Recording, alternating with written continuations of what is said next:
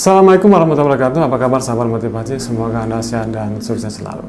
Di luar sana banyak sekali orang yang mengatakan bahwa mereka tidak mempunyai rezeki, tidak diberikan rezeki oleh Allah, dan pintu rezeki mereka tuh ditutup oleh Allah. Padahal sebenarnya pintu rezeki itu sebenarnya harus kita yang buat. Kita membuat pintu rezeki, kita buka pintu rezeki tersebut, dan nanti Allah yang akan memasukkan rezeki kepada kita. Jadi Allah tidak akan membuat pintu rezeki pada kita dan tidak mendatangkan rezeki kepada Allah sebelum kita membuat pintu rezeki itu dan kita buka pintu rezeki itu, dan Allah akan memasukkan rezeki ke dalam pintu tersebut dan kita akan menerima rezeki tersebut. Bagaimana caranya membuat pintu rezeki? Nabi Muhammad SAW adalah seorang pedagang. Nabi Muhammad SAW adalah seorang pebisnis. Nabi Muhammad SAW bersabda bahwa 9 dari 10 mata pencarian itu, sumber rezeki itu adalah di dagang, di bisnis. Jadi salah satu yang bisa kita buat untuk mendapatkan rezeki adalah dengan bisnis. Bisnis apa yang kita buat seandainya kita tidak punya modal? Kita bisa melakukan bisnis-bisnis yang kecil-kecilan yang bisa terjangkau oleh kemampuan kita, oleh keuangan kita. Tidak usah menjadi bisnis yang besar seperti kita membuat bisnis pabrik mobil, bisa pabrik elektronik, dan sekarang bisnis mobil, pabrik elektronik dan barang-barang mewah sekarang lagi tidak laku di zaman corona seperti ini, dan mereka dibayang-bayangi oleh kebangkrutan. Dan sekarang pada zaman krisis sekarang ini, zaman corona sekarang ini, yang laku adalah bisnis-bisnis kecil, bisnis-bisnis yang bisa dijalankan oleh masyarakat kecil. Biasanya bisnis UMKM. Dan kita harus mencari cara untuk bisa melakukan bisnis-bisnis kecil yang bisa terjangkau oleh kita, yang bisa kita lakukan. Ada satu contoh, seorang bapak yang menjual makanan yang sangat sederhana sekali, yaitu gorengan. Jadi bapak ini betul-betul dia melakukan jual gorengan itu secara sungguh-sungguh. Dia tidak menjual gorengan secara keliling, berjalan keliling, tidak seperti orang-orang yang mendorong gerobaknya keliling, itu tidak. Seperti orang yang muter-muter, tidak. Dia permanen duduk di warungnya menjual gorengan. Dia jual pisang goreng, bakwan, tempe goreng, tahu goreng, oncom goreng, dan berbagai gorengan dia jual. Kenapa dia laku? Dan saya lihat dia sangat laku sekali. Dan kenapa dia laku gorengan tersebut? Karena dia menjual gorengan secara sungguh-sungguh, sangat serius sekali. Dia tidak main-main menjual gorengan, dia sangat serius menjual gorengan. Gorengan dia kita bandingkan dengan gorengan yang lain, saya lihat lebih besar ukurannya dan lebih enak rasanya. Dan dia menggunakan minyak-minyak yang dengan merek-merek yang terkenal dengan gorengan tersebut. Dia misalnya menggunakan minyak Bimoli, misalnya menggunakan minyak-minyak dari Alfamart, dari Indomaret. Kemudian dia menggunakan minyak-minyak yang bermerek, Nah, itu. Dan minyak-minyak seperti ini akan membuat orang yakin dengan kualitas minyak tersebut. Karena orang khawatir dengan kolesterol. Jadi kalau misalnya jual gorengan dengan minyak-minyak yang bagus, yang bermerek, yang terkenal, jadi orang akan yakin dengan produk yang dibuat. Dan bapak itu betul-betul selalu laku gorengan, dan dia membuat gorengan dalam jumlah yang sangat banyak sekali. Harganya satu potong 1.000, dan dia laku besar gorengan tersebut. Kemudian ada satu lagi bapak yang menjual combrok dan misrok. Usahanya itu aja, combrok misrok aja. Dan itu laris sekali, dan banyak sekali yang beli produk dia, gorengan combrok dia. Itulah kita perhatikan bahwa orang-orang yang menjual produk-produk dalam barang-barang yang ringan, yang biasa-biasa saja, tapi ketika dilakukan itu dengan serius, dengan benar, dengan ukuran yang lebih besar daripada orang lain, dengan rasa lebih enak daripada orang lain, dan itu akan laku besar. Dan orang akan mempromosikan, konsumen akan mempromosikan produk-produk tersebut kepada orang lain lagi. Jadi ketika Anda memang kesulitan dalam mendapatkan rezeki, lakukanlah dagang, berdaganglah. Karena 9 dari 10 mata pencarian itu ada di dagang. Usahakanlah dagang. Apa yang bisa Anda dagang? Apa yang bisa Anda jual? Lakukan, berdaganglah, berjualanlah seperti hadis Nabi. Dan Nabi Muhammad adalah seorang pedagang. Sahabat-sahabat lagi mayoritas adalah pedagang. Mayoritas sahabat Nabi adalah pedagang. Dan Nabi adalah contoh pedagang yang baik. Jadi jika Anda ingin sukses dalam berdagang, contohlah seperti yang dilakukan oleh Nabi Muhammad SAW. Jadi salah satu sunnah Nabi yang bagus dilakukan salah satunya adalah dagang. Karena Nabi adalah seorang pedagang, maka sunnah Nabi yang salah satu yang harus Anda lakukan adalah dagang. Nah, jika Anda memang seorang pegawai, Anda juga bagus berdagang juga sebagai usaha sampingan Anda. Apa aja Anda bisa lakukan untuk berdagang? Karena itu merupakan satu sunnah Nabi yang sangat bagus sekali. Kenapa saya katakan bahwa Anda pegawai, Anda sebaiknya berdagang juga? Karena tiba-tiba ketika Anda nanti sudah tidak menjadi pegawai lagi, Anda sudah bisa berdagang, melanjutkan dagang Anda. Atau ketika Anda pensiun, Anda bisa berdagang terus. Dan Anda bisa melanjutkan dagang yang Anda lakukan ketika Anda menjadi pegawai. Jadi buatlah pintu rezeki tersebut. Buatlah pintu rezeki, buka pintu rezeki, dan nanti Allah akan memasukkan rezeki.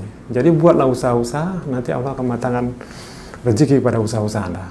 Semoga bermanfaat. Wassalamualaikum warahmatullahi wabarakatuh.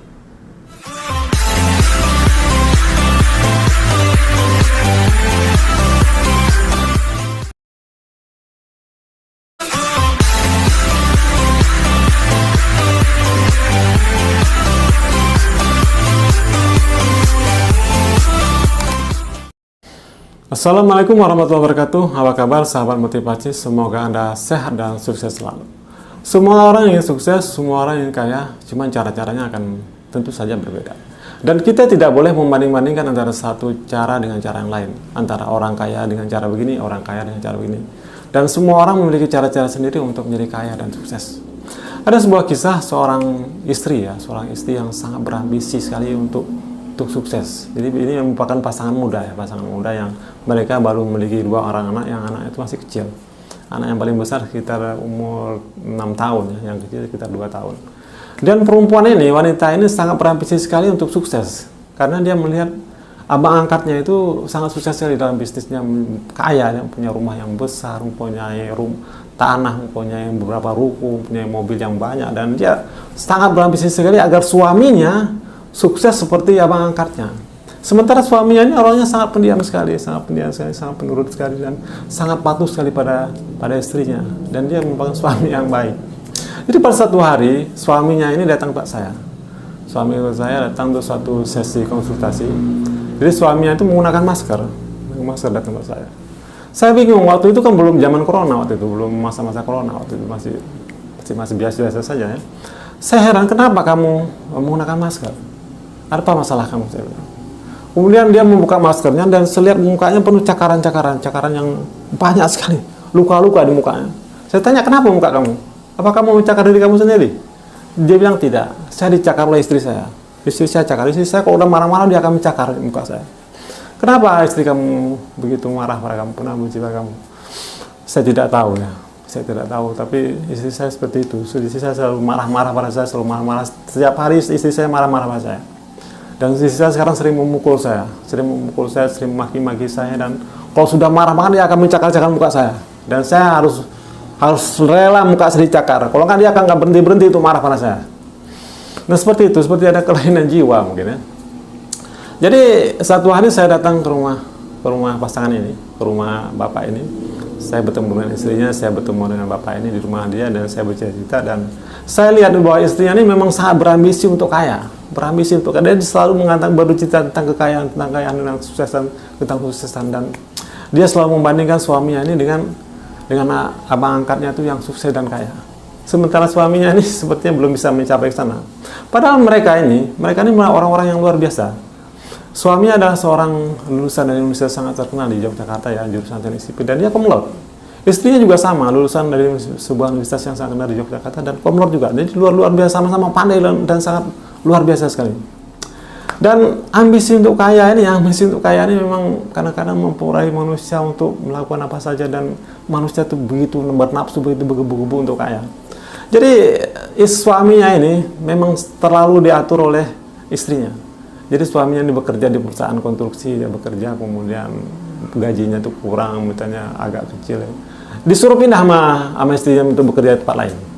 Lamar lagi suaminya di tempat lain dan diterima lagi bekerja di tempat lain. Kemudian bekerja lagi, di gajinya misalnya agak kurang sedikit. Suruh keluar lagi, suruh pindah lagi, suruh kerja lagi di tempat lain. Dan suaminya juga melamar lagi di tempat lain. Kemudian seperti itu, ulang-ulang seperti itu. Jadi istrinya sangat mengendalikan suaminya. Dan suaminya itu sangat menurut pada istrinya, dia tidak pernah membantah pada istrinya. Tujuannya adalah agar tidak keributan rumah tangga. Dan suaminya ini sering terlambat kerja. Pada suatu hari, sering sekali ya, bukan satu hari, sering sekali suaminya terlambat kerja. Kenapa? Karena suaminya ini harus membantu istrinya memasak, ke pasar, mencuci baju, mengepel, menggosok baju, memandikan anak, dan banyak lagi pekerjaan rumah tangga yang harus dilakukan suaminya, membuat suaminya itu terlambat datang ke tempat kerja. Beberapa kali suaminya terpaksa dipecat oleh perusahaan karena terlambat datang ke tempat kerja. Ini adalah contoh-contoh yang sangat menyedihkan sekali ya, seorang suami diperbudak oleh istrinya yang sangat keterlaluan. Jadi pada beberapa hari kemudian suaminya datang lagi ke tempat saya dalam keadaan muka yang penuh cakaran lagi, penuh cakar lagi sama suami, sama istrinya dia. Mukanya berdarah, ini bekas darah tuh masih ada, darah yang mengering muka suami itu masih ada. Dan itu dia menceritakan lagi bahwa dia dicakar lagi sama istrinya, dimarahi sama istrinya, dan sekarang dia sudah tidak punya pekerjaan lagi dan dia menganggur. Dan inilah contohnya ya, contoh yang sangat berambisi kali, yang istrinya sangat berambisi lagi, ingin cepat kaya, memaksakan suaminya supaya cepat kaya. Ini juga salah satu penyebab bagaimana suami kadang-kadang menjadi koruptor, salah satunya ini dia. Karena istri selalu memaksakan suami untuk cepat kaya. Akhirnya suami itu melakukan penyelewengan yang sifatnya melanggar hukum. Dan ini mudah-mudahan tidak terjadi. Dan beberapa sekitar 5 bulan kemudian ya, 5 bulan kemudian perempuan ini menelpon saya, dia menanyakan di mana suami saya, apakah suami saya pernah datang ke rumah saya lagi atau tidak datang ke rumah saya. Saya katakan bahwa suaminya tidak pernah datang ke rumah saya lagi, dan saya tidak tahu kemana suami Anda pergi. Kemudian dia menceritakan bahwa suaminya sudah pergi, mungkin suaminya sudah bosan ya, selalu tertindas, selalu disakiti oleh suami terbuka. Kemudian saya mengatakan pada wanita ini, saya mengatakan, apakah Anda pernah mencakar-cakar muka suami Anda? Berapa kali Anda mencakar muka suami Anda? Saya katakan bahwa Anda ini betul-betul sudah melanggar hukum. Anda sudah membuat cacat muka suami Anda, dan Anda sudah melanggar hukum agama dan hukum negara. Dan seharusnya Anda tidak melakukan seperti itu. Tapi istrinya membantah bahwa dia tidak pernah mencakar-cakar muka suaminya. Dia selalu mengatakan itu. Saya katakan bahwa saya akan melaporkan Anda pada orang tua Anda di kampung. Anda orang tua Anda ustadz, saya katakan. Anda orang tua Anda ustadz, saya akan laporkan pada orang tua Anda. Saya kenal orang tua Anda. Saya takut-takuti seperti itu. Karena saya merasa, wah ini betul-betul keterlaluan ya, seorang istri tega mencakar-cakar muka suaminya karena berambisi untuk kaya seperti itu. Ini merupakan sikap yang sangat keterlaluan sekali, dan mudah-mudahan menjadi pelajaran bagi kita bahwa untuk sukses itu tidak harus seperti itu. Orang berbagai cara untuk bisa untuk sukses. Misalnya tadi suami ibu tadi, dia bisa sukses menjadi manajer yang baik. Dia merupakan orang yang sangat patuh. Dia bekerja sangat patuh. Insya Allah kalau dia patuh pada suaminya, pada istrinya, berarti dia juga patuh di perusahaan. Dia akan bekerja di perusahaan dengan baik sekali. Dia mengikuti semua perintah perusahaan dengan baik sekali. Nah, karyawan-karyawan yang baik, yang patuh, akan sangat disukai oleh perusahaan, akan sangat disukai oleh pengusaha. Dan dia insya Allah saya rasa bisa jadi manajer yang ngetop nanti. Manajer yang ngetop, manajer yang hebat, itu gajinya itu miliaran rupiah. Gajinya sangat besar sekali. Dan manajer-manajer yang baik ini sangat menjadi tulang punggung dari sebuah perusahaan. Dan pengusaha sangat suka itu. Dan mereka mau membayar mahal manajer-manajer yang top. Dan dengan cara begitu, mereka akan bisa kaya nanti. Manajer-manajer yang top ini pasti kaya. Coba lihat. Manajer yang gajinya miliaran rupiah, rumahnya besar, mobilnya banyak, hartanya banyak. Jadi, untuk kaya, untuk sukses itu nggak selalu harus jadi pengusaha. Menjadi manajer yang baik, menjadi manajer yang top, menjadi pekerja yang hebat, Anda akan menjadi kaya. Jadi, jalan untuk menjadi kaya itu banyak caranya. Jadi, kita harus sabar untuk menempuh cara-cara untuk menjadi sukses. Dan mudah-mudahan cerita ini menjadi pelajaran penting bagi kita bahwa banyak cara untuk menjadi sukses. Tidak harus menjadi pengusaha. Menjadi karyawan yang sukses, menjadi karyawan yang hebat, menjadi karyawan yang baik, itu juga akan menjadi cara untuk menjadi sukses. Semoga bermanfaat. Wassalamualaikum warahmatullahi wabarakatuh.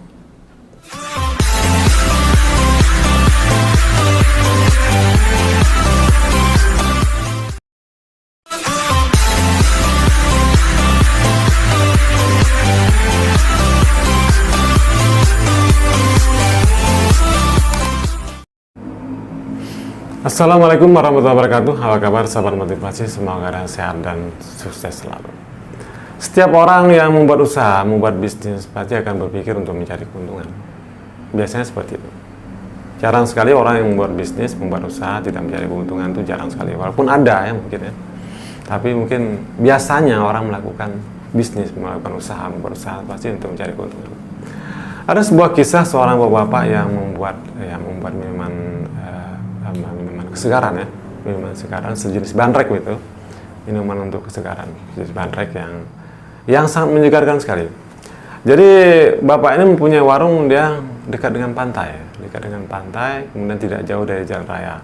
Jadi tempatnya memang di sebuah desa ya, sebuah kampung yang sangat indah sekali pantainya dan luar biasa, memang tempat wisata tempat itu.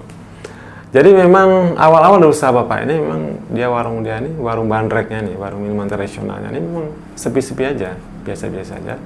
Kemudian pelan-pelan orang mengenal minuman ini dan kemudian orang minum di sini, kemudian mempromosikan dari mulut lama-lama semakin ramai dan akhirnya dia memang sangat ramai sekali yang minum di situ. Karena orang-orang yang minum minuman bandrek Bapak ini, minuman tradisional Bapak ini memberikan efek-efek kesegaran dan semangat dalam hidup mereka. Apalagi orang-orang yang sudah berumah tangga, ketika minum minuman Bapak ini, minuman tradisional Bapak ini, seperti memberikan gairah baru ya dalam rumah tangga mereka. Dan itu membuat semakin lama semakin ramai orang yang datang untuk minum di tempat Bapak itu, terutama orang-orang yang sudah berumah tangga. Saya tidak tahu apa resepnya Bapak itu, karena Bapak itu seperti sangat menjaga rahasia dari minuman dia. Nah, karena memberikan efek-efek yang positif bagi orang lain, akibatnya apa? Akibatnya semakin lama semakin ramai orang datang. Setiap hari semakin ramai orang datang yang untuk menikmati minuman Bapak itu. Nah, karena semakin ramai yang datang, terutama hari Sabtu Minggu ketika liburan, ramai sekali yang datang minum minuman di tempat Bapak itu, di warung Bapak itu. Minuman tradisional Bapak ini memang tersebar luas informasinya dan orang banyak yang ingin mencobanya. Karena orang ingin merasakan sensasi kesegaran, semangat daripada minuman tersebut. Akibat semakin banyak orang yang datang minum di tempat Bapak tuh, akhirnya Bapak tuh menjadi panik, menjadi stres ya, menjadi stres, panik, dan dia sepertinya nggak sanggup lagi melayani konsumen yang begitu banyak antri di luar sana. Akhirnya dia marah-marah dan dia menutup warung dan mengusir semua konsumen datang. Orang-orang yang minum diusir, pulang. Sudah habis, pulang. Jangan datang lagi, pulang. Akhirnya sebagian konsumen menjadi kecewa, menjadi stres dengan sikap Bapak ini, dan mereka sangat kecewa sekali, padahal mereka sudah datang dari jauh-jauh untuk menikmati minuman tradisional yang Bapak ini buat. Dan berita mengatakan bahwa minuman Bapak ini sangat luar biasa. Jadi konsumen yang sudah datang itu yang antri kecewa sekali, dan mereka betul-betul sangat kecewa sekali dengan sikap Bapak tersebut. Ini adalah contoh kisah-kisah orang yang tidak siap untuk kaya, tidak siap untuk melayani konsumen dengan banyak. Padahal sebenarnya konsumen yang datang adalah orang-orang yang luar biasa ya, orang-orang yang datang untuk memberi keuntungan pada Bapak itu, untuk menikmati minuman Bapak itu, dan mereka membayar minuman tersebut. Padahal dengan datangnya orang membayar berarti memberi keuntungan ya, memberi kekayaan pada Bapak itu. Nah, inilah contoh-contoh orang yang tidak bersyukur dengan rezeki yang Allah berikan. Padahal mereka sudah berdoa supaya diberikan rezeki yang melimpah. Nah, ketika rezeki melimpah itu datang, Bapak ini seperti tidak siap menerima rezeki yang melimpah. Padahal seandainya beliau panik dengan konsumen yang banyak yang datang, beliau bisa menambah pegawai, menambah beberapa orang pegawai, misalnya menambah 5 orang pegawai, membagi pekerjaan pada pegawai, bagian yang melayani konsumen, bagian yang menyajikan minuman, bagian yang mengatur antrian, bagian yang membantu mengaduk-ngaduk minuman tersebut, dan sebagainya. Mungkin bagian satu orang lagi bagian keuangan ya, yang bagian kasir. Jadi sebenarnya tidak perlu panik dengan konsumen yang datang. Malah itu suatu rezeki yang luar biasa. Tapi karena tidak adanya ilmu dalam manajemen bagaimana mengatur suatu warung yang bagus, dan bagaimana menata warung yang bagus, ini merupakan suatu kepanikan yang luar biasa. Akhirnya timbul sikap-sikap negatif yang kasar terhadap konsumen. Padahal konsumen itu sesuatu yang anugerah yang luar biasa. Makin banyak orang datang, pasti makin banyak kekayaan yang kita peroleh. Jadi inilah contoh kisah-kisah orang yang tidak siap menghadapi kekayaan, tidak siap menghadapi rezeki yang datang yang begitu banyak. Jadi mudah-mudahan kita tidak seperti itu, dan kita menjadi orang-orang yang siap mengatur bagaimana rezeki yang datang. Karena rezeki itu adalah rahmat dan limpahan dari Allah. Mudah-mudahan kisah ini bermanfaat bagi Anda, dan kita menjadi orang-orang yang siap untuk kaya dengan baik. Wassalamualaikum warahmatullahi wabarakatuh.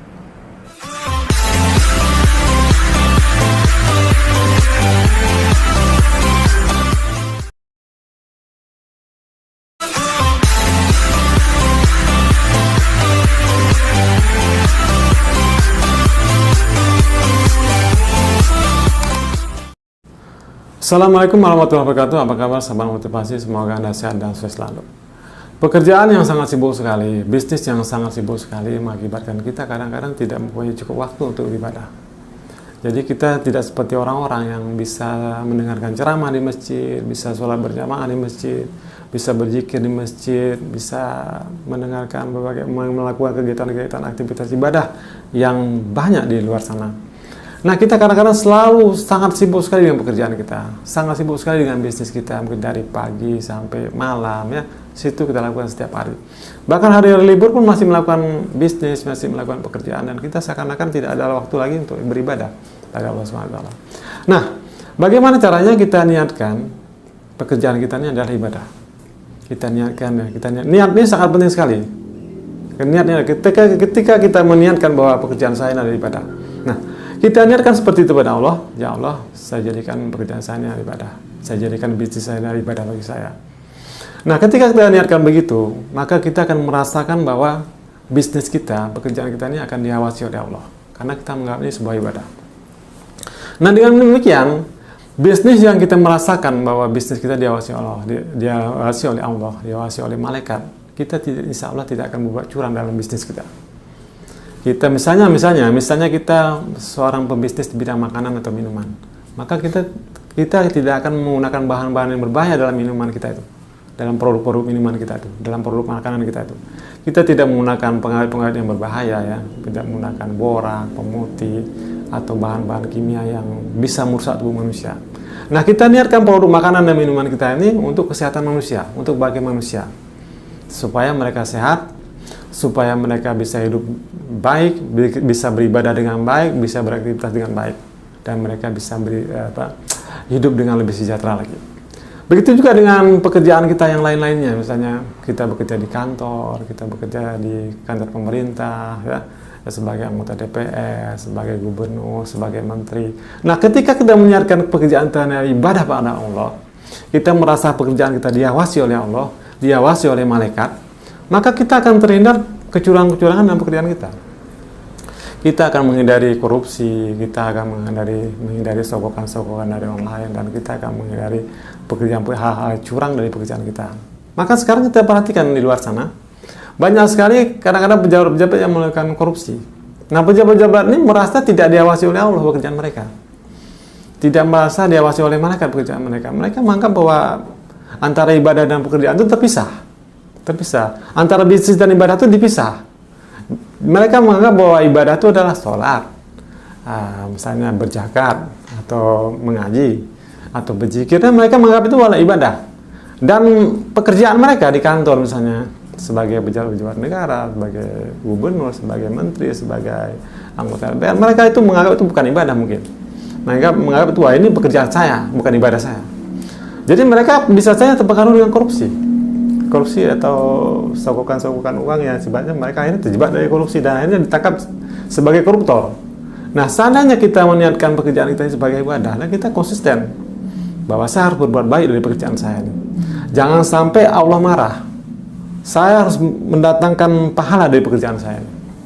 Dengan demikian kita akan terhindar dari hal-hal yang jahat dan kita akan terhindar dari bujukan-bujukan setan. Karena setan itu ada, dan setan itu selalu mengajak ke arah kesesatan, dan setan itu mengajak berbuat curang, berbuat jahat, agar kita tersesat, agar kita masuk neraka dan akan menjadi teman dia di neraka. Hidup ini sangat singkat sekali. Jadi kita harus menggunakan setiap aktivitas kita, setiap kegiatan kita, baik pekerjaan maupun bisnis, apapun dari aktivitas kita harus mempunyai nilai ibadah. Jangan sampai setiap detik dari kegiatan kita ini sia-sia begitu saja. Hidup ini sangat singkat sekali ya, di dunia ini sangat singkat sekali, dan kita dibayang-bayangi oleh kematian setiap hari. Dan setelah kematian itu ada kehidupan yang abadi. Dan kehidupan abadi itu sangat tergantung pada di dunia ini yang sangat singkat ini. Kalau kita bisa beribadah dengan baik di dunia ini, maka kita akan mendapatkan pahala yang banyak, kita akan mendapatkan amal kebaikan yang banyak, dan kita akan mendapatkan kehidupan yang baik di akhirat nanti, di alam kematian yang abadi itu. Jadi setelah kematian itu bukan kematian itu selesai kehidupan, bukan. Ada kehidupan lagi setelah kematian, dan itu kehidupan yang abadi, yang luar biasa sekali. Dan kegagalan dalam menghadapi kesuksesan kehidupan di alam kematian nanti ditentukan di dunia ini. Kalau di dunia ini kita gagal mempersiapkan ke alam kematian nanti, maka kita akan masuk neraka, dan di neraka pun abadi, di surga pun abadi. Maka persiapkanlah kehidupan yang baik tersebut.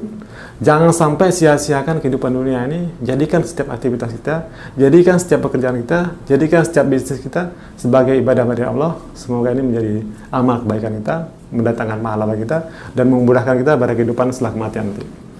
Jangan sampai pada kehidupan kematian nanti, pada kehidupan abadi nanti, kita mendapatkan kerugian. kita tidak bisa mendapatkan surga dari Allah. Nah, ini adalah suatu yang sangat sia-siakan. Jadi manfaatkan setiap aktivitas kita sebagai ibadah. Jadikan setiap kegiatan kita jadikan ibadah. Niatkan kepada Allah seperti itu. Insya Allah kita menjadi orang-orang yang sukses untuk mendapatkan surga Allah yang luar biasa tersebut. Semoga bermanfaat. Wassalamualaikum warahmatullahi wabarakatuh.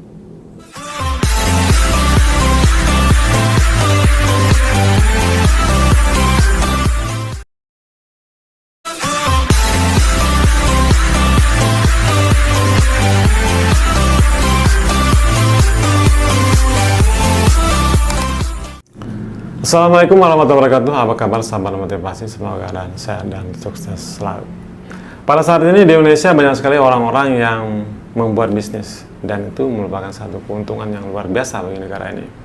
Karena semakin banyak bisnis yang dibuat, maka akan semakin banyak tenaga kerja yang terserap. Dan orang-orang yang membuat bisnis adalah orang-orang yang membuat keuntungan. Semakin banyak membuat bisnis, maka negara ini akan semakin untung. Negara ini akan semakin kuat seperti negara Jepang, Amerika, dan Cina. Belajar bisnis bisa dilakukan di mana saja. Dan sekarang ini banyak sekali seminar-seminar bisnis yang pembicaranya adalah orang-orang sukses dalam bisnis. Karena jika pembicaranya adalah orang sukses, maka yang datang dalam seminar tersebut pasti akan banyak sekali. Dan bagaimana seandainya kita belajar bisnis dari orang gagal? Mungkin kita perlu belajar juga dari orang gagal, karena orang-orang yang gagal tersebut sebelumnya biasanya adalah orang-orang yang sukses dalam bisnis. Dan bisa juga orang gagal itu adalah orang-orang yang memang gagal dalam bisnis. Ini penting sekali. Ada satu kisah seorang bapak yang pengusaha properti yang dulunya pernah sangat sukses sekali, akhirnya gagal. Awal bisnis bapak ini adalah membuat rumah murah, rumah 2-3 kamar. Awal-awalnya beliau membuat rumah 2-3 kamar dalam jumlah yang sangat kecil sekali dalam merintis karir beliau di bidang properti. Beliau membuat 2 rumah, 4 rumah, kemudian dijual, dan itu sangat cepat sekali lakunya karena harga rumah tersebut harganya sekitar 300 sampai 500 juta, dan itu sangat laris sekali. Kemudian beliau menambah lagi rumahnya, dan beliau membuat rumah lagi dalam jumlah sampai 4 sampai 10 rumah dengan kamar 2-3 kamar, dan itu sangat laku sekali, cepat sekali larisnya, dan beliau mendapat keuntungan dari penjualan tersebut. Kemudian beliau menambah lagi jumlah rumah yang dibuat, tambah lagi sampai 20 sampai 50 unit rumah, bahkan 100 unit rumah, dan beliau menjualnya sangat mudah sekali karena harga rumah tersebut murah, sekitar 300 sampai 500, dan ada yang 700 juta, dan itu cepat sekali. Kenapa pembelian rumah murah ini cepat sekali? Karena orang-orang sangat membutuhkan rumah, dan biasanya mereka adalah orang-orang yang pertama sekali memiliki rumah pertama bagi mereka, dan mereka sangat membutuhkan rumah untuk tempat tinggal yang layak, yang bagus, dan mereka sangat bangga sekali konsumen-konsumen yang awal ini memiliki rumah yang pertama. Nah, ketika berlanjutnya bisnis beliau, berkembangnya bisnis beliau ingin membuat rumah-rumah dengan segmen yang lebih mewah, lebih besar, dengan harga yang miliaran. Maka beliau mulailah membuat rumah dengan yang mewah sekali dengan harga 2 sampai 4 miliar, bahkan 6 miliar. Nah, beliau mencari lokasi-lokasi yang tepat, beliau pikirkan sendiri, ya. Beliau menganggap bahwa lokasi itu sangat cocok sekali. Lokasi yang beliau pilih sangat cocok sekali, ya. Itu menurut pendapat beliau. Kemudian beliau bangun rumah tersebut dengan biaya yang cukup besar sekali. Kemudian setelah rumah itu jadi dan dipasarkan. Dan apa yang terjadi? Rumah tersebut tidak laku. Karena ketika menjual rumah-rumah mewah, itu segmennya adalah segmen orang-orang yang kaya. Dan mereka membeli rumah sebagai rumah yang kedua atau ketiga, mungkin keempat. Dan orang-orang kaya ini membeli rumah sebagai sebuah investasi. Jadi mereka, orang-orang kaya ini berpikir, ketika aku membeli rumah itu, aku ingin menjual rumah itu dalam harga yang lebih mahal nantinya, dan mudah dijual rumah tersebut. Biasanya orang-orang kaya ini akan memperhitungkan betul investasi mereka, pembelian mereka. Mereka ingin rumah itu letaknya strategis, dekat dengan fasilitas umum, jalannya lebar, mudah terjangkau kemana-mana. Kemudian bahan baku rumah tersebut betul-betul bagus, ya, kuat, catnya bermerek, ubinnya merek, kemudian keramiknya juga bagus, gentengnya bagus, dan sebagainya dan sebagainya. Jadi orang-orang kaya, orang-orang yang membeli rumah untuk yang rumah kedua, ketiga, yang sifatnya investasi, mereka ingin rumah itu betul-betul bagus. Mereka tidak mau tertipu, tapi bapaknya sepertinya membawa rumah mewah dalam kualitas yang biasa-biasa saja dan akhirnya tidak laku. Nah, ini adalah pelajaran penting bagi kita. Jadi kita perlu juga belajar dari orang-orang yang gagal supaya kita tidak gagal. Penting kita mendengarkan cita-cita dari orang-orang yang gagal. Jadi jangan sampai orang-orang yang gagal ini kita abaikan begitu saja. Kita tidak mau mendengar bagaimana kisah gagal mereka.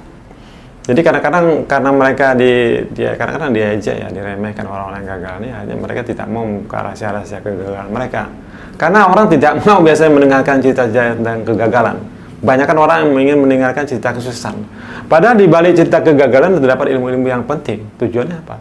Tujuannya adalah agar kita terhindar dari kegagalan yang pernah mereka lakukan. Itu sangat penting kali. Jangan sampai orang sudah pernah melakukan kegagalan, kita ulangi lagi kegagalan tersebut.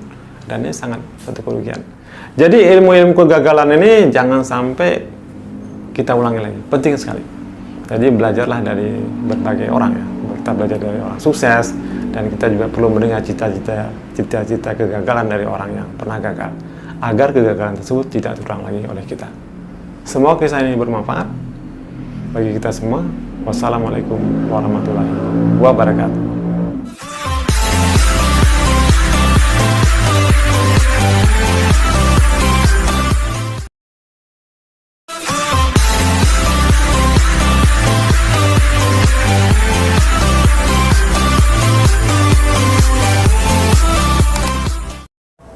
Assalamualaikum warahmatullahi wabarakatuh. Apa kabar sahabat motivasi? Semoga Anda sehat dan sukses selalu.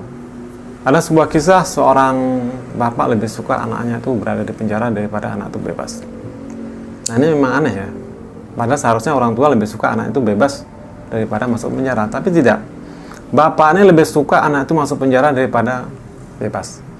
Nah, untuk lanjutan ceritanya, tolong tekan tombol subscribe agar channel ini bisa terus berlanjut. Jadi anak bapak ini terlibat narkoba, dan terlibat narkobanya itu sudah sangat parah sekali.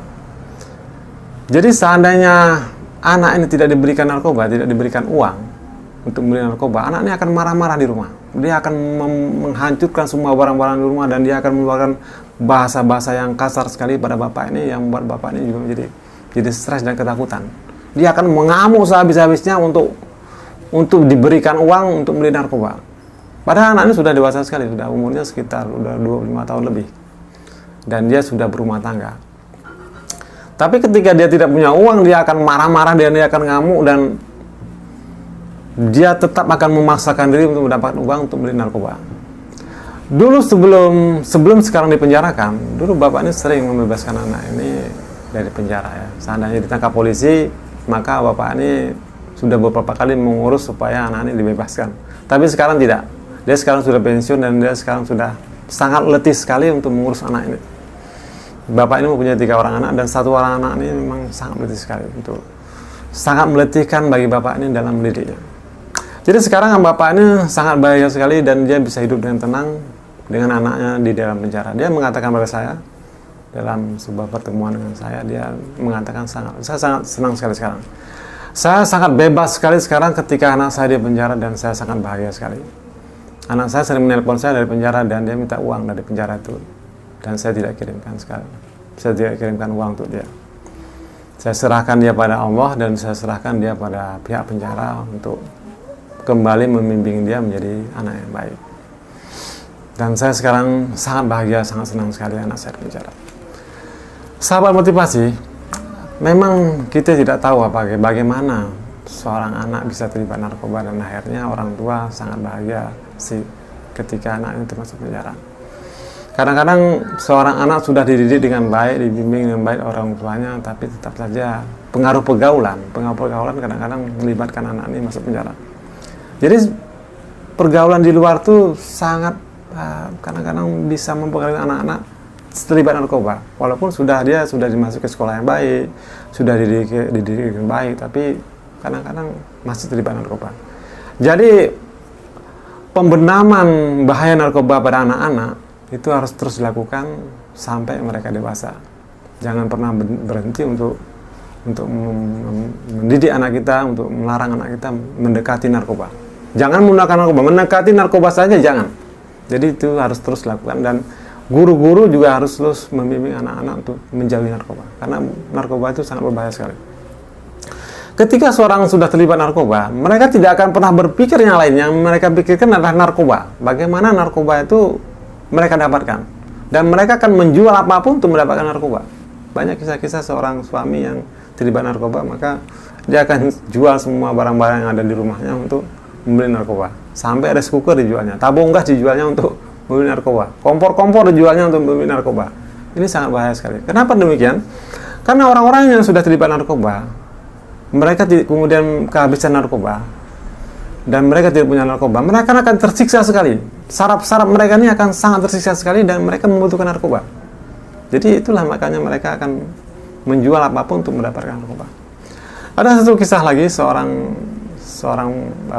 pemuda ya, yang berusia sekitar 30 tahun dan dia sudah menikah dan dia sudah memiliki beberapa orang anak dan dia seorang PNS, dia bekerja. Dia terlibat narkoba.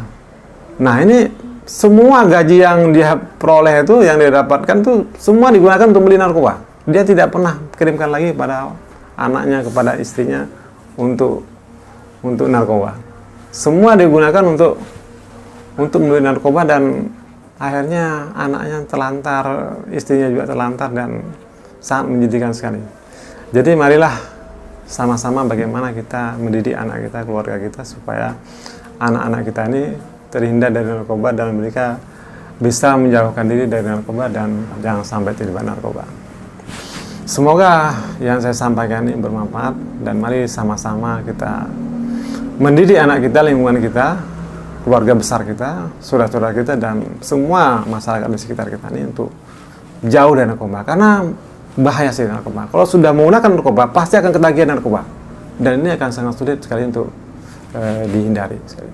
Semoga bermanfaat. Wassalamualaikum warahmatullahi wabarakatuh.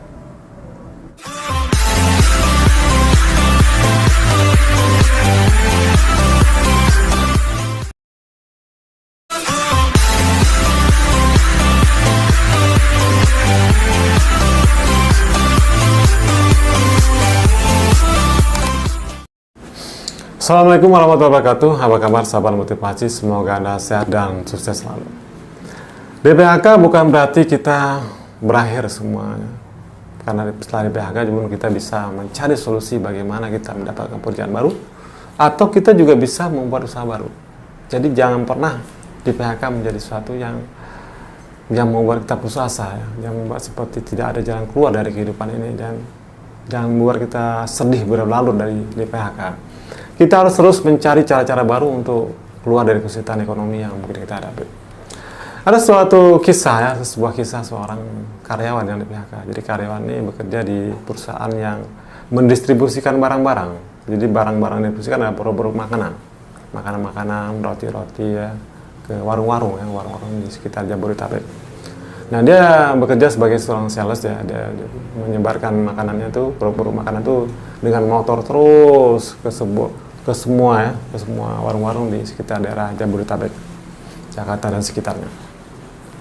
Nah, biasanya sales-sales ini jika target penjualan tidak tercapai, maka dia akan di PHK. Nah, seorang pemuda ini dia tidak mencapai target penjualan, padahal dia sudah bekerja cukup lama di perusahaan itu ya. Tapi target penjualannya dalam bulan ini tidak tercapai. Mungkin karena persaingan dalam penjualannya sudah sangat banyak sekali ya. Sales-sales sudah banyak sekali, jadi persaingannya sudah sangat tinggi sekali, sehingga target penjualan itu tidak bisa tercapai. Nah, akhirnya dia pada suatu hari diberikan surat oleh bosnya. Diberikan surat pada bosnya. Kemudian dia menerima surat itu, kemudian dibacanya dan isinya sangat menyedihkan sekali bahwa dia harus di PHK dari perusahaan tersebut. Dan bosnya, atasannya ini mengatakan bahwa turut bersedih ya.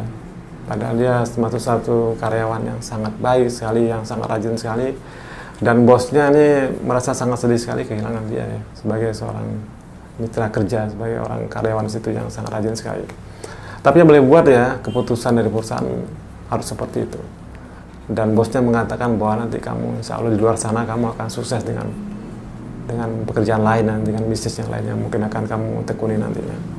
Dan biasalah kata-kata menghibur seperti itu mungkin untuk orang-orang yang PHK perlu diucapkan ya, supaya mereka tetap semangat dalam menjalani hidup. Nah, setelah di PHK tersebut, dia keluar dari perusahaan dan kemudian dia sangat bingung sekali harus bagaimana, dan harus bagaimana mengatakan pada istrinya, pada ibunya di rumah. Dan dia seperti putus asa, bagaimana harus mencari pekerjaan baru ya, sementara sekarang adalah masa-masa yang sulit mencari pekerjaan. Nah, kemudian dia mulailah pergi jalan, kemudian bertanya-tanya pada teman-temannya yang dia kenal ya, bertanya pada orang-orang yang dia kenal, kemudian dia bertanya tentang lowongan pekerjaan. Nah, kemudian dia terus mencari pekerjaan, bertanya-tanya pada teman-temannya dan orang-orang yang dia kenal, terus mencari pekerjaan baru. Dan dia belum pulang ke rumah untuk mengatakan bahwa dia PHK pada istri dan ibunya. Dia terus mencari pekerjaan baru, berputar-putar Jakarta, Jabodetabek, dan berputar-putar. Dan dia tidak mendapatkan pekerjaan sama sekali. Kemudian besoknya pun dia melakukan yang sama, terus mencari pekerjaan, bertanya pada orang-orang, kemudian melamar pekerjaan baru, dan dia tidak mendapatkan sama sekali. Selama seminggu dia melakukan hal tersebut. Dan di rumah dia mengatakan bahwa dia tidak bekerja karena perusahaan sekarang lagi tidak sibuk. Jadi mengatakan bahwa dia sekarang sedang cuti ya, perusahaan sedang cuti, dan dia tidak mengatakan dia di PHK. Dia mengatakan dia sedang cuti, perusahaan sedang cuti, tidak sibuk. Dia takut ketika dia mengatakan bahwa dia di PHK, dia takut nanti dia akan membuat istri dan ibunya menjadi sedih. Nah, setelah itu dia terus berjalan mencari bagaimana cara untuk mendapatkan pekerjaan, bagaimana caranya untuk mendapat penghasilan. Kemudian dia terus berjalan dan akhirnya dia bertemu dengan seorang kenalan dia dalam marketing ya. Kemudian orang ini menawarkan dia untuk membuat usaha frozen food. Frozen food ada suatu produk makanan beku ya, seperti nugget, kemudian otak-otak, kemudian dan sebagainya lah, sosis ya, seperti itu. Kemudian orang ini mengatakan bahwa dia dulu pernah bekerja ya di produk, bagaimana membuat produk frozen food, dan dia tahu bagaimana cara proses membuatnya, dan kemudian mempackingnya, kemudian memasarkan, dan kemana harus dipasarkan produk tersebut. Nah, sepertinya dia tertarik ya, pemuda ini tertarik dengan usulan daripada sahabatnya ini. Kemudian dia mencobalah, melakukanlah, ini mungkin ini jalan hidup dia untuk membuat suatu usaha, dan dia mengikutilah apa yang disarankan oleh sahabatnya ini. Dengan beberapa modal yang dia miliki ya, dan beberapa juta uang yang dimiliki, dia membeli bahan-bahan dan alat-alat yang diperlukan untuk membuat frozen food.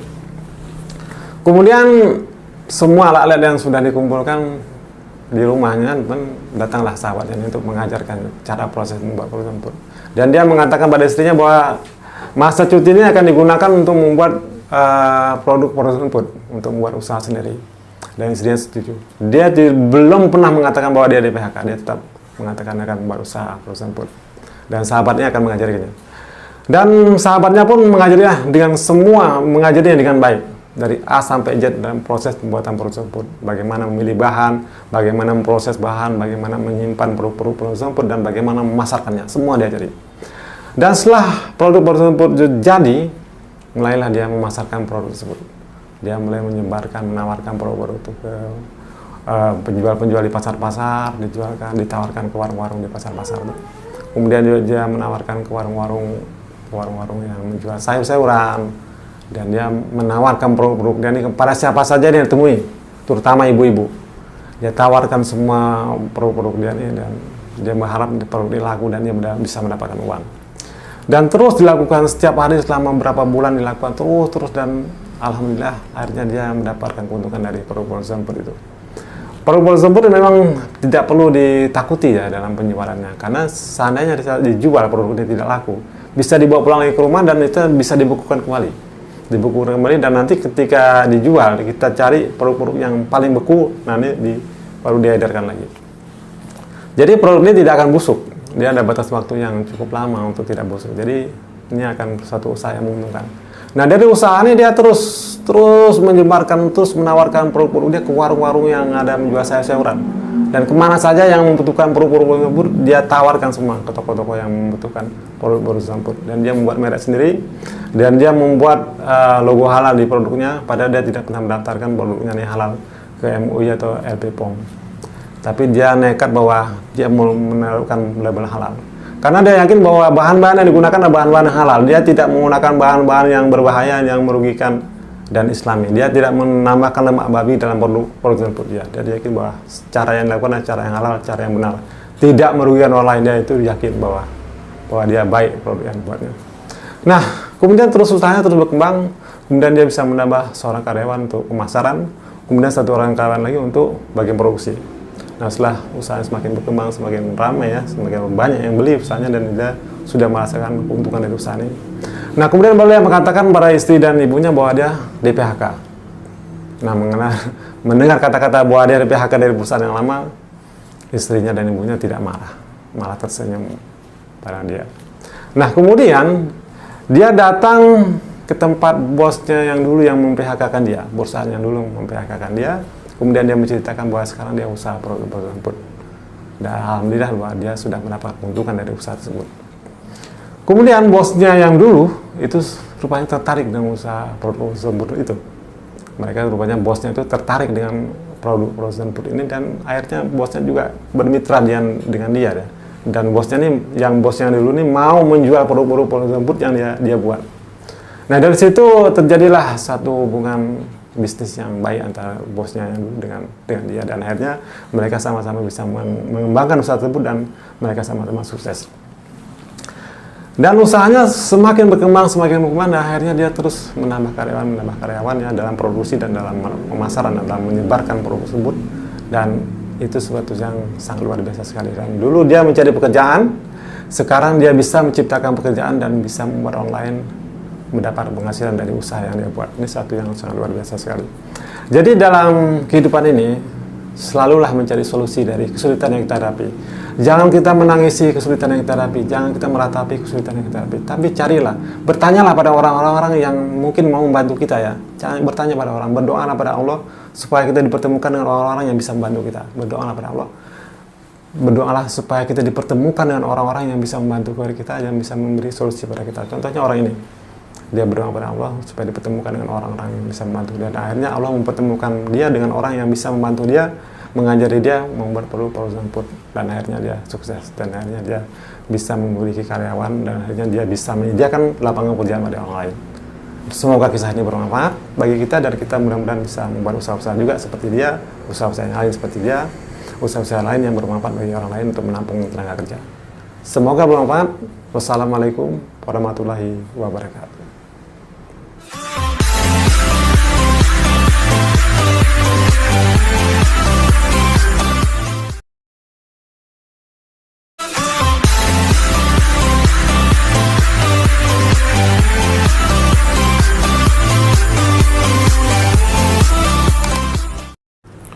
Assalamualaikum warahmatullahi wabarakatuh. Apa kabar sahabat motivasi? Semoga Anda sehat dan sukses selalu. Berbagai cara dilakukan orang untuk bisa sukses. Bagi mereka yang punya modal, mungkin mereka bisa membuat usaha ya.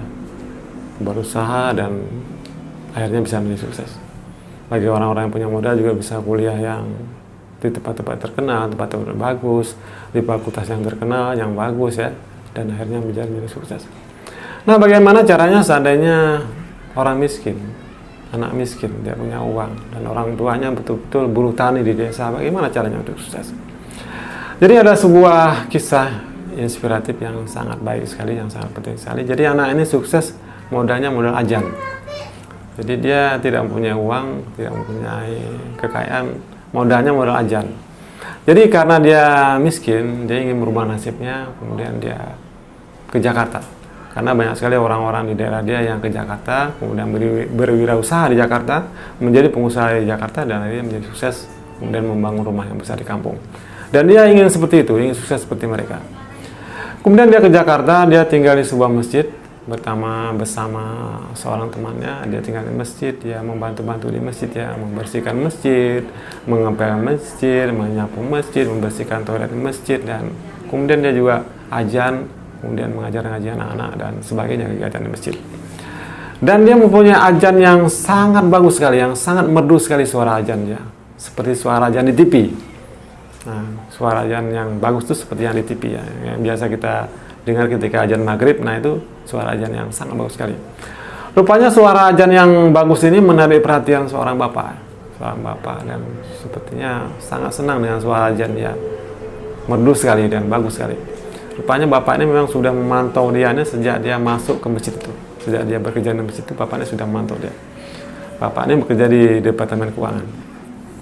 Nah, marbot yang ini kemudian dia mempunyai sudah cukup uang dari hasil mengaji di masjid ya. Kemudian juga mengaji di rumah-rumah privat di sekitar kompleknya. Dia ngajar privat itu karena dia modalnya memang pandai mengaji dan pandai ajan. Jadi di kampungnya dia pandai mengaji dengan tajwid. Jadi mengaji yang bagus itu bagaimana tajwid yang bagus, pengucapan yang bagus sesuai dengan ajaran mengaji yang benar ya, tajwid. Sangat penting sekali tajwid itu. Jadi dengan kemampuan tajwid yang bagus dia mengaji di masjid, kemudian mengajar mengaji juga privat, dan dari situ dia mendapatkan uang. Dari uang yang dia kumpulkan tuh dia mulai ada kuliah.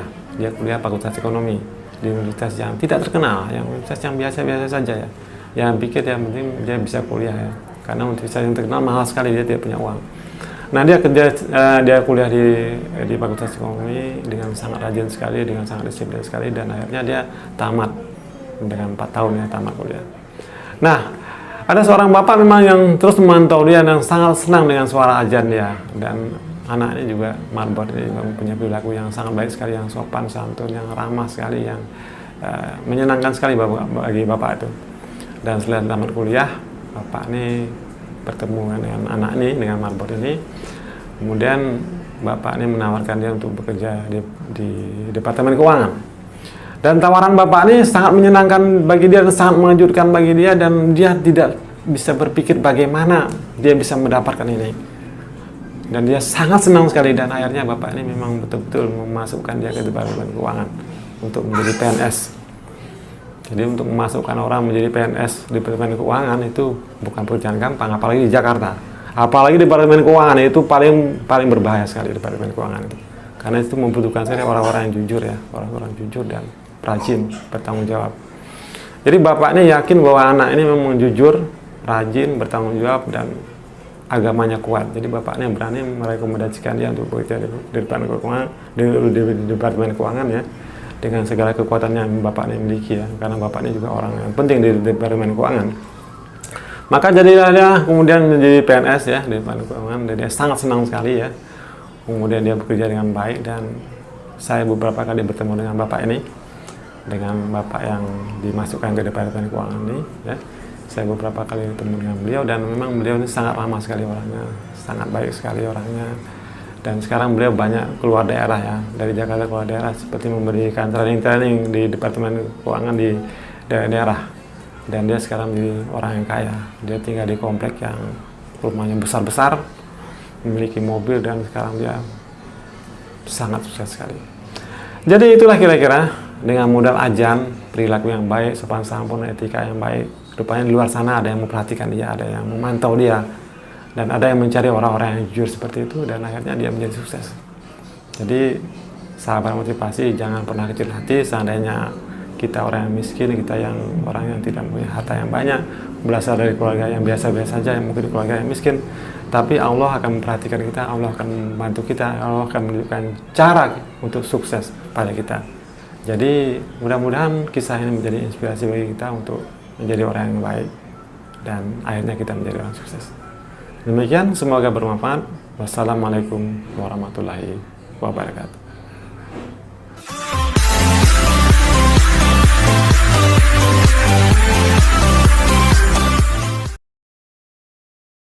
Assalamualaikum warahmatullahi wabarakatuh. Apa kabar sahabat motivasi? Semoga Anda sehat dan sukses selalu. Ada seorang pemuda mengatakan bahwa dia tidak akan bisa sukses. Dia tidak akan bisa menjadi pengusaha yang kaya karena dia tidak memiliki modal. Karena apapun usaha yang kita lakukan harus mempunyai modal, harus mempunyai uang untuk membuatnya. Memang kenyataannya seperti itu. Hampir semua usaha membutuhkan modal, membutuhkan uang untuk membuatnya. Tapi jika Anda tidak memiliki uang, tidak memiliki modal untuk buat usaha, ada beberapa hal yang harus memiliki untuk sukses. Pertama adalah jadilah orang yang jujur. Kedua, jadilah orang yang rajin. Ketiga, jadilah orang yang ramah. Nah, jika Anda memiliki sifat-sifat tersebut, mulailah Anda bergaul dengan banyak orang. Coba bergaul dengan banyak orang. Dan yakinkanlah mereka itu bahwa Anda itu orang yang jujur, orang yang rajin, dan orang yang ramah. Nah, di dalam masyarakat kita ini banyak sekali orang-orang yang memiliki modal. Dan banyak pengusaha yang ada di sekitar kita ini. Mereka selalu mencari orang-orang yang bisa dipercaya. Orang yang jujur, rajin, dan ramah. Mungkin kesan pertama adalah ramah. Orang-orang yang ramah dalam berbicara, bertingkah laku, sopan santun. Ini merupakan orang-orang yang sangat disukai. Kemudian jadilah orang yang jujur ya, jujur dan rajin. Pengusaha-pengusaha sangat membutuhkan sekali orang-orang yang jujur, rajin, dan ramah. Para pengusaha, para pemilik modal selalu berpikir bagaimana terus mengembangkan usaha mereka sebesar mungkin, sebanyak mungkin, sekuat mungkin, dan mereka bangga dengan begitu. Dan itu adalah suatu insting dari pengusaha. Mereka selalu ingin memperbanyak usaha mereka, ingin selalu mengembangkan usaha mereka sebanyak mungkin, sekuat mungkin. Karena mereka ingin menguji kemampuan mereka dalam berbisnis. Setiap ada peluang yang ada, mereka akan ambil itu untuk mengembangkan usaha mereka, untuk meningkatkan kualitas bisnis mereka. Nah, setiap bisnis yang diambil, mereka selalu berpikir adalah siapa yang bisa diandalkan untuk menjalankan bisnis ini. Mereka punya uang, mereka punya modal, mereka punya tempat. Tapi yang jadi masalah dalam menjalankan bisnis adalah orang-orang yang bisa diandalkan. Dan orang yang perlu sekali adalah orang-orang yang jujur, rajin, dan ramah. Jika Anda memiliki sifat jujur, rajin, ramah, maka Anda menjadi salah satu incaran para pengusaha. Karena pengusaha-pengusaha sangat membutuhkan sekali orang-orang yang memiliki sifat-sifat yang baik seperti itu. Anda mungkin nanti akan ditempatkan di sebuah perusahaan mereka, dan Anda diharapkan bisa bekerja dengan baik, dengan jujur, rajin, dan ramah di situ. Dan insya Allah Anda akan berkembang di situ. Jadi jangan pernah putus asa jika Anda tidak memiliki modal. Jadilah kepribadian Anda yang baik itu sebagai modal. Kepribadian yang baik, jujur, rajin, dan ramah. Itu adalah kepribadian yang menjadi modal utama Anda sukses. Karena seorang pengusaha selalu mencari orang-orang yang bisa diandalkan, terutama jujur, rajin, ramah untuk mengembangkan usaha mereka. Bayangkan, kalau pengusaha mendapatkan orang-orang yang tidak baik, orang-orang penipu, pembohong, yang mencuri, yang bisa menghancurkan usaha mereka, pasti mereka takut dengan orang-orang seperti itu. Mereka sangat takut mendapatkan orang-orang yang seperti itu karena akan menimbulkan kerugian yang bisa menghilangkan semua harta mereka, uang mereka, dan bisnis mereka. Bahkan bisa menghancurkan semua bisnis mereka. Oleh karena itu, jika Anda memiliki sifat-sifat yang saya katakan tadi, tunjukkan pada orang-orang bahwa Anda memiliki sifat yang baik. Maka di antara orang-orang tersebut nanti mungkin ada seorang pengusaha atau pemilik modal yang mengajak Anda untuk membuat usaha, yang menjadikan Anda karyawan mereka, yang menjadikan Anda orang yang akan mengelola usaha mereka. Dan situ ada peluang Anda untuk sukses. Disitulah peluang Anda untuk mengumpulkan modal yang nantinya Anda akan bisa menjadi pengusaha seperti mereka juga. Jadi jangan pernah putus asa jika Anda tidak punya modal. Milikilah sifat-sifat jujur, rajin, dan ramah. Insya Allah Anda akan menjadi incaran pengusaha, Anda akan diajak dalam usaha mereka, dan Anda bisa sukses seperti mereka juga. Kembangkan sifat itu, pertahankan sifat itu, bekerjalah dengan baik, bekerjalah dengan maksimal, sukseskan usaha yang dipercaya kepada Anda, dan nanti Anda akan sukses juga, dan satu saat Anda bisa memiliki modal dan membuat usaha sendiri, dan Anda bisa sukses seperti mereka. Selamat mencoba, semoga Anda berhasil. Assalamualaikum warahmatullahi wabarakatuh. Assalamualaikum warahmatullahi wabarakatuh. Apa kabar sahabat motivasi? Semoga Anda sehat dan sukses selalu. Apakah Anda ingin sukses dalam berusaha, membuat bisnis? Pasti demikian. Semua orang ingin sukses dan ingin berhasil dalam membuat bisnis. Namun di luar sana banyak sekali orang-orang yang gagal dalam berusaha, dan akhirnya mereka merasakan kerugian yang sangat menyakitkan sekali ya. Dan kadang-kadang membuat mereka trauma dalam membuat usaha, dan ini sangat menyedihkan sekali. Nah, dalam membuat usaha kadang-kadang memang tidak seperti yang kita bayangkan, seperti kita inginkan ya. Kadang-kadang begitu mudah usaha tersebut dibuat dan langsung berhasil, tapi kadang-kadang juga usaha tersebut sepertinya kenapa tidak berhasil, kenapa tidak berjalan seperti yang direncanakan.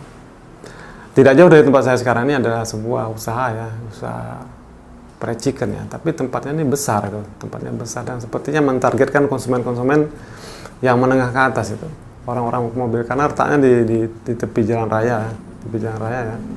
Dan tempat parkir mobilnya itu bisa muat tiga mobil, tempat parkirnya besar, dan dia sewa di situ pasti mahal. Nah, tapi konsumennya tuh sangat jarang sekali. Saya sudah 3 bulan ya buat usaha tersebut, saya perhatikan sepi sekali. Tapi mungkin yang pemiliknya orang kaya, jadi usaha tersebut masih bisa berlangsung ya. Nah, kadang-kadang membuat usaha seperti itu, kadang-kadang tidak laku. Nah, bagaimana caranya supaya usaha itu laku? Banyak cara yang bisa dilakukan, dan salah satunya adalah seperti ini. Seandainya Anda memang belum punya ilmu ya, belum tahu bagaimana ilmunya membuat usaha, caranya seperti ini. Anda magang di tempat usaha tersebut. Anda perhatikan usaha apa yang sukses, perhatikan, coba Anda minta izin magang di situ. Kalau bisa bekerja di situ, tapi kadang-kadang bekerja mungkin tidak ada lowongan, tapi magang lah. Apalagi misalnya Anda sekarang bekerja. Misalnya sekarang Anda bekerja di perusahaan, sekarang Anda bekerja di kantor misalnya. Tapi Anda satu saat berpikir ingin buat usaha. Nah, cari waktu libur Anda, misalnya Anda libur Sabtu Minggu, gunakan waktu libur Anda itu, Sabtu Minggu itu untuk magang situ. Nah, minta izin pada pemilik usaha untuk bisa diizinkan magang. Nah, pada waktu Anda magang, ikuti semua prosesnya dari A sampai Z. Dari pertama membeli bahan baku di pasar, sampai menjadi suatu produk. Misalnya Anda magang di toko roti atau toko kue, yang membuat toko kue, yang cari toko kue yang terkenal, yang bagus, yang ramai konsumennya, yang beli, yang bagus sekali toko roti, laris. Misalnya, ini contoh misalnya. Perhatikan ketika belanja di pasar, mungkin ada petugas atau karyawan yang belanja di pasar, perhatikan. Dia belanjanya di mana, di toko apa dia belanjanya, bahan-bahan apa saja yang dibelikannya. Bagaimana terjadi proses tawar-menawar dalam membeli bahan baku. Nah, perhatikan itu. Bantu dia dalam membawa pulang bahan-bahan baku tersebut ke tempat toko. Kemudian ketika terjadi proses pembuatan, ya proses membuat kue tersebut misalnya, ini pasti orangnya berbeda antara orang belanja dengan yang beli, biasanya berbeda. Nah, perhatikan bagaimana bahan baku tersebut dibuat, bagaimana diproses menjadi satu kue. Perhatikan tuh, bagaimana yang mengopennya. Biasanya yang buat lagi yang mengaduk-aduk bahan-bahan tersebut dengan yang open itu beda lagi orangnya. Biasanya di pabrik kue, di toko kue yang besar biasanya seperti itu. Beda yang belanja, beda yang membuat adukan kue, bahan-bahan baku itu beda, yang opennya beda, kemudian yang packing beda, yang jual juga beda. Biasanya seperti itu. Toko-toko yang besar ya. Perhatikan semuanya. Itu bagaimana cara membuat kuenya, mengaduk-ngaduknya, perhatikan semua. Bantu mereka, ikuti semua, bantu. Kemudian waktu pengopenan itu bagi open yang besar misalnya, bagaimana masukkan bahan baku kue itu ke dalam open yang besar, bagaimana suhunya berapa, perhatikan bagaimana dia memberikan mentega, margarin ke loyangnya ya. Dan sebagainya proses itu perhatikan semuanya. Jangan ada yang terlewatkan. Nah, bagian setelah jadi kue itu bagaimana membukanya, kemudian bagaimana memasukkannya ke dalam kotak ya, dalam kardusnya, bagaimana menatanya, perhatikan semua. Bagaimana cara menjualnya, semua diperhatikan. Perhatikan semuanya. Mungkin dalam waktu sekitar 3 kali ya, pertemuan ya, Anda sudah bisa melakukannya. Tapi itu belum matang namanya, belum matang. Ikuti semua. Minimal Anda magang 3 bulan atau 6 bulan, kalau bisa 1 tahun. Perhatikan semua proses tersebut sampai betul-betul Anda menjiwainya. Betul-betul Anda menguasainya total. Sekecil-kecilnya Anda tahu proses yang terjadi di situ. Nah, setelah semuanya matang, Anda bisa termasuk bagaimana mengatur karyawan, bagaimana membagi tugas pada karyawan, bagaimana berkomunikasi dengan karyawan, bagaimana menata kue-kue itu dengan rapi, ya, di mana tempat untuk membuat instalasinya yang bagus, di mana tempatnya. Kemudian masalah listriknya, masalah airnya, dan sebagainya. Perhatikan semua total usaha itu seperti apa dilakukan. Nah, ketika Anda betul-betul menguasainya, baru setelah 3 bulan, 6 bulan, atau 1 tahun, ya, insya Allah Anda sudah matang dalam membuat usaha. Nah, setelah barulah coba Anda lakukan itu di rumah, buat kue di rumah itu, praktekkan di rumah dengan baik seperti yang pernah Anda magang itu. Perhatikan, lakukan di rumah dengan sebaik mungkin, seperti tempat Anda belajar dulu. Nah, setelah itu cari lokasi yang tepat, sewa toko yang tepat, lokasi yang tepat, praktekkan semua yang Anda pelajari dengan baik, dengan sungguh-sungguh. Insya Allah Anda akan berhasil. Yakinlah, insya Allah Anda berhasil. Karena Anda sudah mendapatkan ilmu dan Anda sudah melihat, sudah merasakan langsung bagaimana cara membuat usaha dan bagaimana mempraktekannya. Coba perhatikan. Insya Allah dengan cara demikian Anda sudah bisa membuat usaha, insya Allah. Dan berdoalah, setelah Anda menguasai ilmunya dengan baik, memilih lokasi usaha yang baik, berdoalah, insya Allah Anda akan berhasil nanti. Karena doa itu akan kita seperti minta bantuan pada Allah, minta bantuan pada Tuhan, supaya dilancarkan usaha-usaha kita. Insya Allah Anda akan berhasil. Nah, jika bermanfaat video ini, tekan tombol subscribe dan sharekan pada orang lain. Demikian. Wassalamualaikum warahmatullahi wabarakatuh.